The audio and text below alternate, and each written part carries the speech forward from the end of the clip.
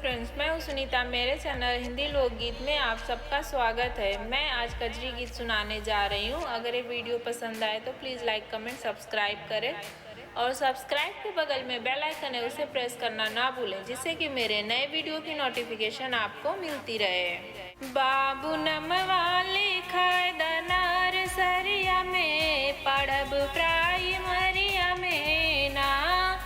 बाबू नमवाले खैदनार सरिया में पढ़ब प्राइमरिया में ना। पढ़ब प्राइमरिया में ना। पढ़ब प्राइमरिया में ना। बाबू नमवाले खैदनार सरिया में पढ़ब प्राइमरिया में ना। बाबू नमवाले खैदनार सरिया में पढ़ब प्राइमरिया में ना।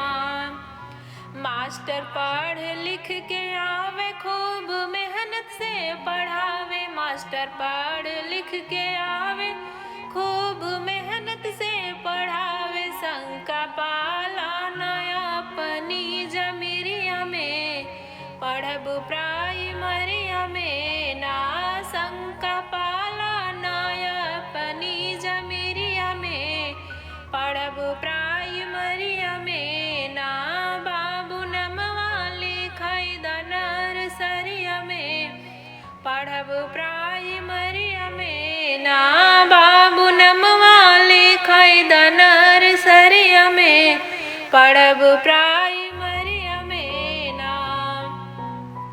बदले जन जन की आवाज तब सुधरे समाज। बदले जन जन की आवाज तब सुधरे समाज। गरीब लूट जाइए नाट पाट दरिया में पढ़ब प्राइमरिया में ना। गरीब लूट जाइए नात पाट दरिया में पढ़ब प्राइमरिया में ना।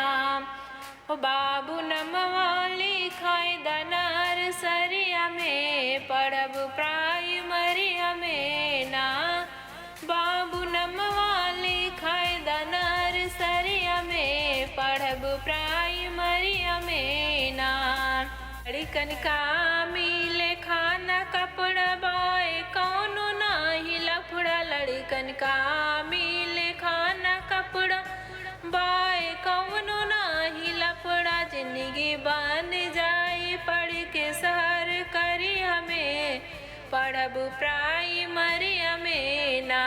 जिंदगी बन जाए पढ़ के सर करी हमें पढ़ब प्राइमरिया में ना।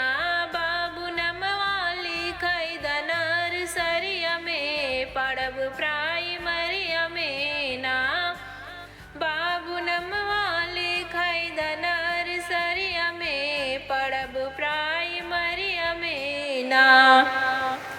केहू के बात में नया कदम आगे बढ़ावा। केहू के बात में नया कदम आगे बढ़ावा। नौकरी मिली तब प्राइमरी मास्टरिया में पढ़ब प्राइमरिया में ना। नौकरी मिली तब प्राइमरी मास्टरिया में पढ़ब प्राइमरिया में ना।